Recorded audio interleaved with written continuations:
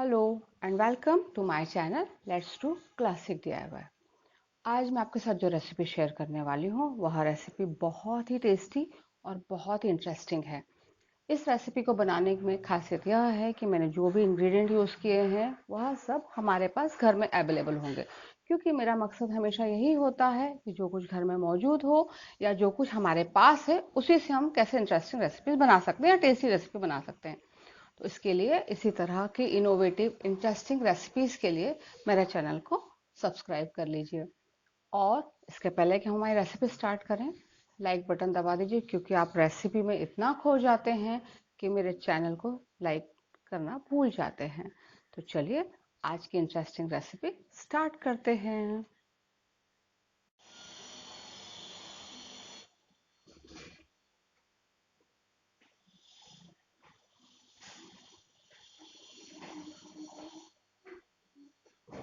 मैंने बनाई है खस्ता करारी पूरन पोली।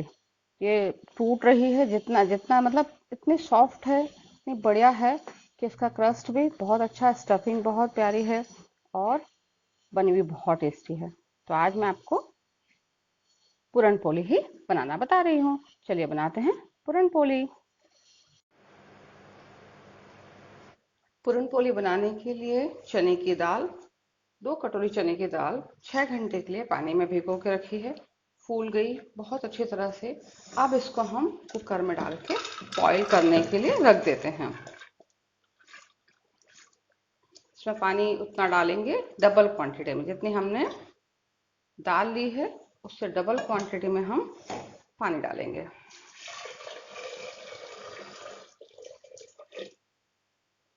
अब इसको बॉईल करना है, कम से कम 6 सीटी तक हम इसको बॉईल करने के लिए लगा देते हैं।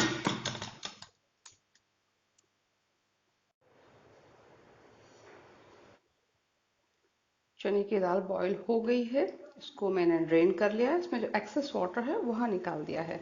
अब इससे हम इसका स्टफिंग तैयार कर लेते हैं। कढ़ाई में कुछ नहीं डालेंगे, प्लेन इसको बनने रखेंगे। कढ़ाई गरम करने रखी मैंने, उबली हुई दाल उसमें डाल दी है। अब चूंकि हमने 2 कटोरी चने की दाल ली थी तो इसमें 1.5 कटोरी शक्कर डालेंगे। 1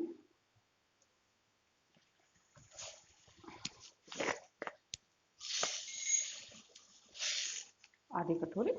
और इसमें अभी शक्कर इसलिए डाल दी है क्योंकि शक्कर भी अपना पानी छोड़ेगी और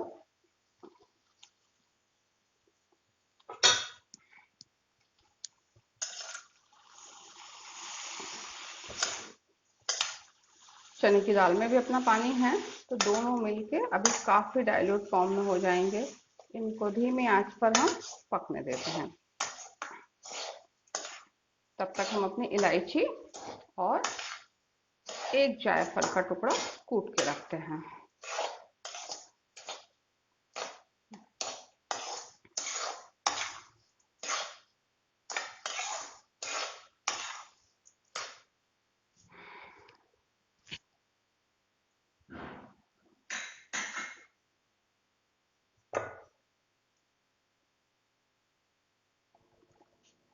जब तक हमारी पूरन पोली की स्टफिंग तैयार होती है तब तक हम 5 इलायची और 1/4 के करीब जायफल, इलायची के दाने निकाल लेंगे और जायफल दोनों को कूट कर तब तक हम इसमें डालने के लिए रेडी कर लेते हैं। इसको भी 5 मिनट और पकने देते हैं,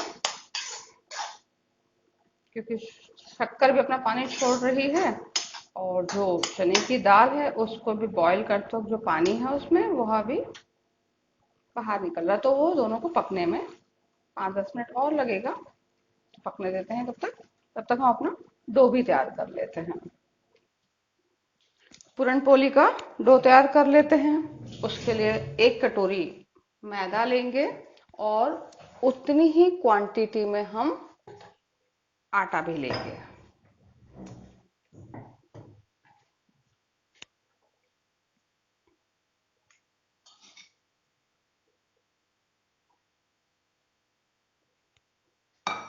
आधी कटोरी के करीब इसमें घी डालेंगे। घी की क्वांटिटी अच्छी रखेंगे, इससे क्या है कि उसका जो कवरिंग होती है पूरण पोली की वह खस्ता बनती है और पूरण पोली टेस्टी बनती है। अब हम इस डो को पहले तो घी में लपेट लेते हैं और उसके बाद मैंने जिस कटोरी में घी लिया था उसी कटोरी में पानी लिया है मैंने। पानी जितना हमको लगेगा उतना ही डालेंगे, बहुत सारा नहीं डालेंगे। देखिए ये डो है जो उसकी भी मुट्ठी बनने लगी लाइक दैट। अगर आप करें तो इसलिए अच्छी तरह से पूरे उसमें आटे में हम घी मल देंगे।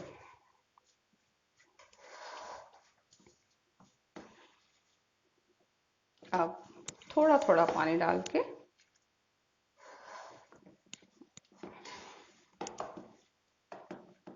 इसका डो तैयार कर लेंगे।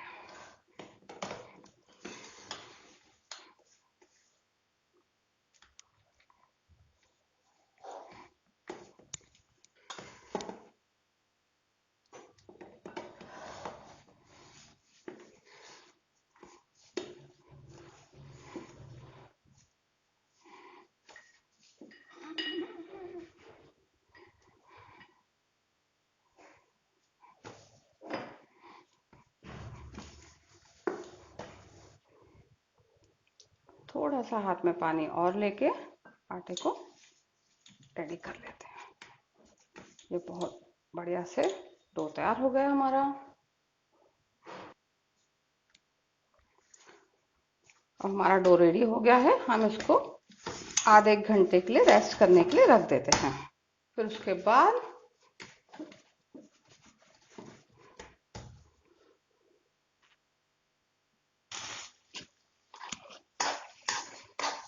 आटा गूंद कर रेडी हो गया है हमारा, उसको कुछ देर के लिए रख दिया है। और हमारी स्टफिंग चेक कर लेते हैं, काफी हद तक पक गई है ये।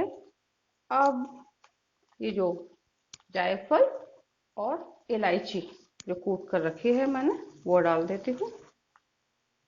अब ठीक से और इन दोनों सबको मिक्स कर देते हैं। हल्के हाथ से अगर आप चला रहे हो तो झारे से ही प्रेस कर देंगे, तो थोड़ी सी जो खड़ी रह जाती हैं चने की दाल वो मैश हो जाएंगी।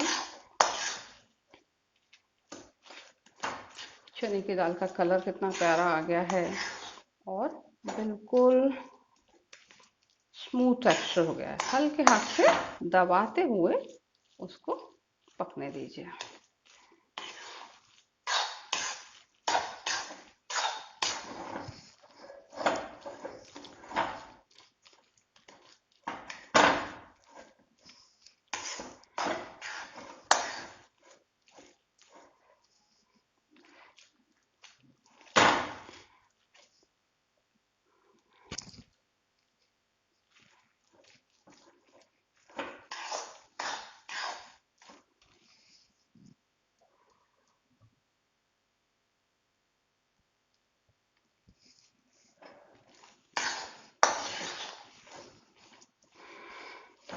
इसकी जितनी स्मूथ स्टफिंग बनेगी हमारी पूरण पोली उतनी ही टेस्टी बनती है। और उसके जब हमने आटे में जो घी डाला है उसकी क्वांटिटी भी जितनी अच्छी होगी, उसकी जो कवरिंग बनती है पूरण पोली की जो कवरिंग होती है या खोल होता है वह उतना ही क्रंची बनता है, उतना ही पतला बनेगा। तो बहुत बढ़िया। अब ये देखिए हमारी दाल काफी रेडी हो गई है। थोड़ी सी ठंडी हो जाएगी हम और मैश कर सकते हैं, फिर भी काफी हद तक बहुत बढ़िया उसका स्मूथ डो रेडी हो गई, सॉरी स्टफिंग, स्मूथ स्टफिंग हो गई है। थोड़ी देर और पकने देते हैं फिर गैस बंद कर देंगे।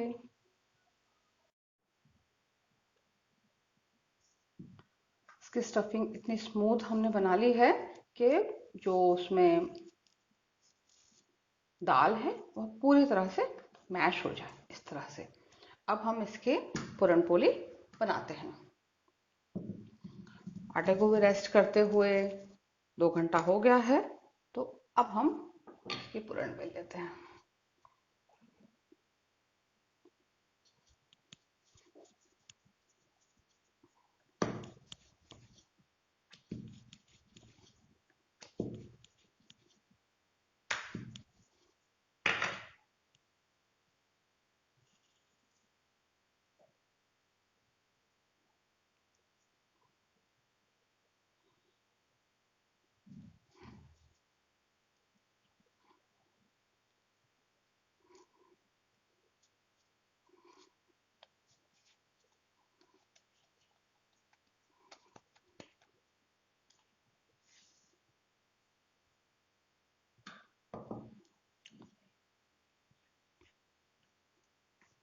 इसको बेलते वक्त ध्यान रखें कि उसकी स्टफिंग बिल्कुल बाहर ना आए, और धीरे हल्के हाथ से इसको हम बेलेंगे सब तरफ से इक्वली।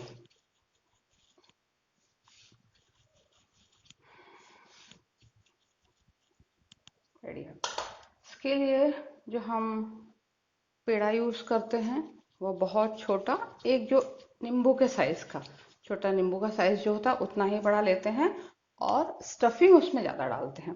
तो ये हमारा एक बेल का रेडी है।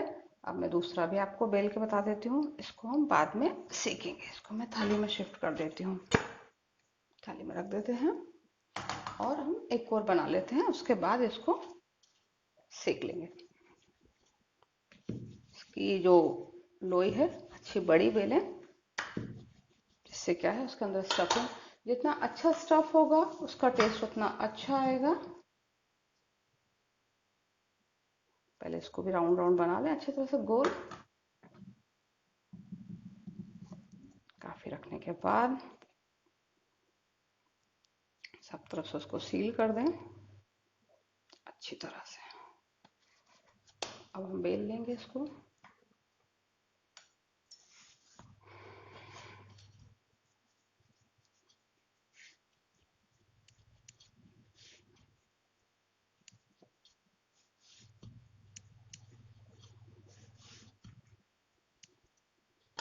पूरन पोली बनकर रेडी है। अब हम इनको सेक लेते हैं। तवा गर्म होने में रख दिया था धीमी आंच पे। अब हम अपनी पूरन पोली उस पर डालते हैं, इसको पूरे घी में ही सेकेंगे। पूरन पोली कभी ऑयल में नहीं सिकती है, इसको हमेशा घी में ही सेकते हैं।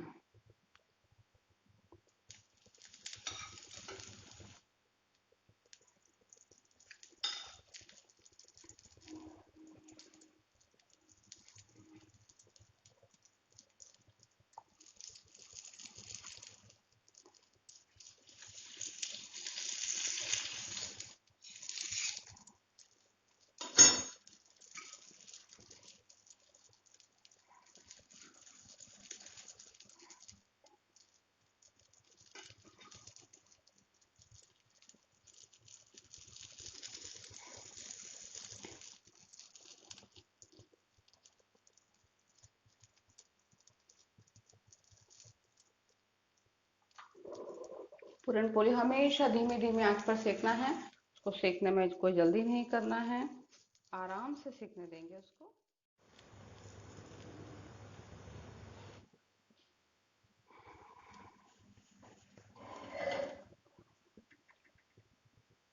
पूरन पोली हम मनचाहे साइज की बना सकते हैं।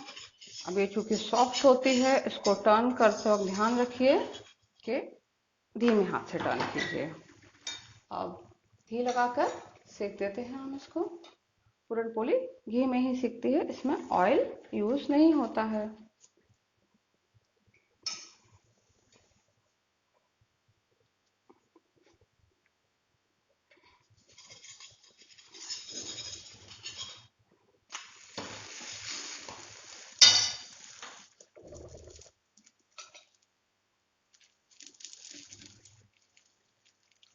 का कलर गोल्डन आने तक हम इसको सेक लेंगे।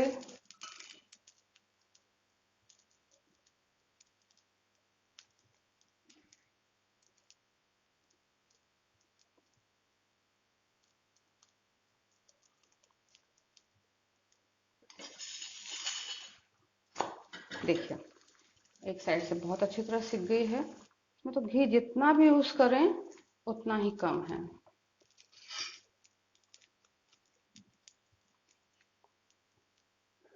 घी डालते जाते हैं, पूरण पोली अपना घी पीती जाती है और उसका कलर बहुत बढ़िया होता जाता है।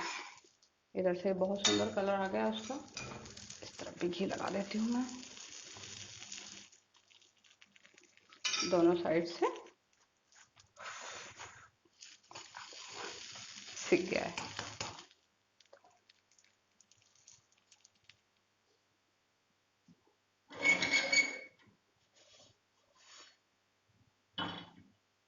धीरे से उसको प्लेट पर शिफ्ट कर लेते हैं। अगले पूरण पोली सेक लेते हैं।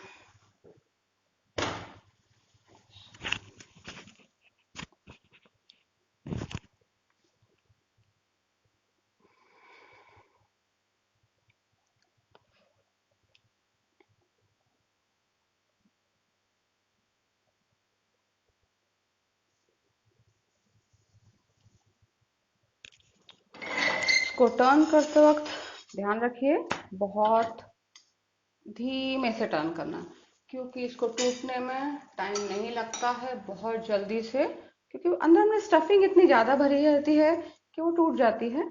देखिए मस्त गोल्डन कलर आ गया इसका, है ना। टेस्टी पूरण पोली बनाना बहुत आसान है। अभी इधर से सीखने देते हैं तो अच्छी तरह से।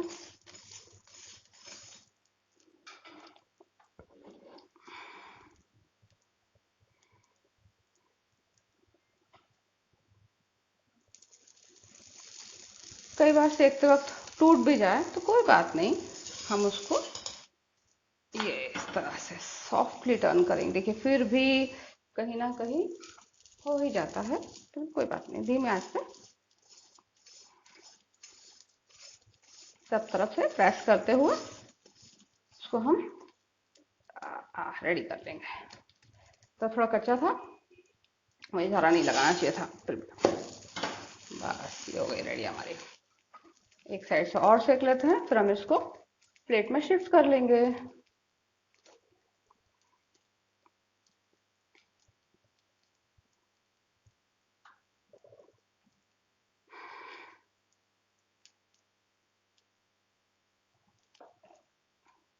पूरण पोली को भी हम अपनी प्लेट में शिफ्ट कर लेते हैं।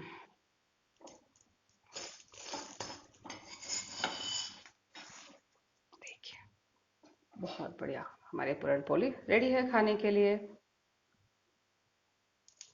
खस्ता, करारी, कुरकुरी। अभी गर्म है, ये वाली ना तोड़ के अगर मैं ये वाली तोड़ूं तो आप देखिए हाथ से बिल्कुल सॉफ्टली, कई बार सीखते सीखते भी टूटने लगती है, क्योंकि इसके क्रस्ट बहुत सॉफ्ट है और बहुत बढ़िया बना है। पूरण पोली रेडी हमारी।